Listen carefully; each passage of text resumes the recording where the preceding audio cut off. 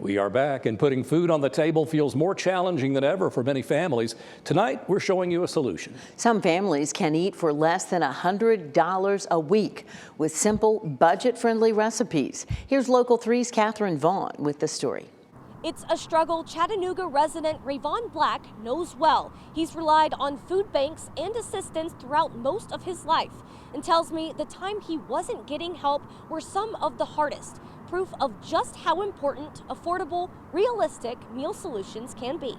Sometimes when you make $2 an hour, they feel like you can provide 12 meals for a family.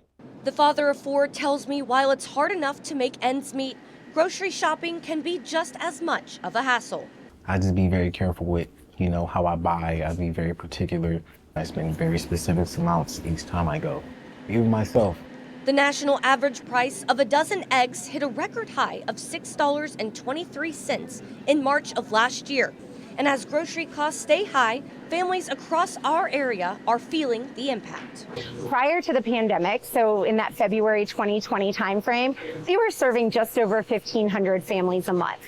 Now we're serving close to 4,000 families a month.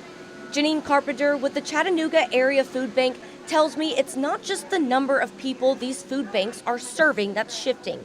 It's who they're serving. These are the families who will come to the food bank for the first time, or for that month they had an unplanned medical expense or an unplanned vehicle repair, and they simply can't make ends meet.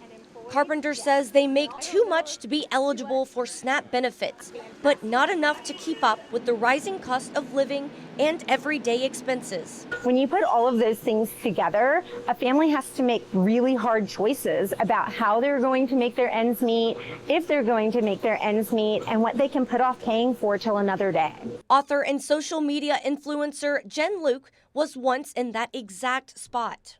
I was on a tight budget. I needed to figure out how to make my meals for the week on a budget. And at the same time, I was on kind of my own health journey where I was really trying to eat healthier and prioritize healthy food. She found a solution to put food on the table in a consistent, low cost, and time-effective way. Not only has it saved me money, of course, on my grocery spend, but it's also just made a really positive routine in my life where I kind of know what to expect. I have these healthy habits. Luke says she's seen real benefits, creating positive changes in areas that once felt impossible to overcome. You might not be realizing how much of a mental toll it's taking on you. And once you start to think about it, once you start to plan ahead a little bit, it can really free up space in your mind and make you feel more confident in the kitchen. Luke says it all starts with a plan. Before you actually show up to the parking lot of the grocery store, you should already know what you're going to get. She says to do an inventory check of what you have and what you don't have. In the pantry is where you're going to find those shelf-stable, affordable ingredients. So start there when you're thinking about what you're going to eat for the week. And if you want to cut down on your grocery costs, it's a great way to do it. As for a grocery list, here's an example of a week's worth of food that covers lunch and dinner for 2 people. This is a look at 20 portions for $50 to $60. And here's a look at all of the meals those groceries can get you. A one-pan meal and a sheet pan meal. Those are great because they're easy and they're budget friendly if you use something like your rice, your dry pasta, your beans, any kind of budget friendly item or something that's on sale. Luke says shopping cheaper includes knowing which fruits and vegetables are in season. Look for things that are just typically cheaper at the grocery store, like carrots. I love to pick up because I can get a whole pound or 2 pounds sometimes for $1. Luke says following these simple hacks reduced her grocery bill by 1/3. A family of 4 can spend as little as $100 each week. And the best part, you don't need much, just the essentials.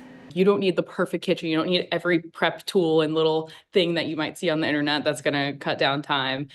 And you certainly don't need to be an expert. You don't have to do it all. You don't need to be perfect when it comes to your weekly meal planning, prepping, cooking each night, shopping, all of that stuff.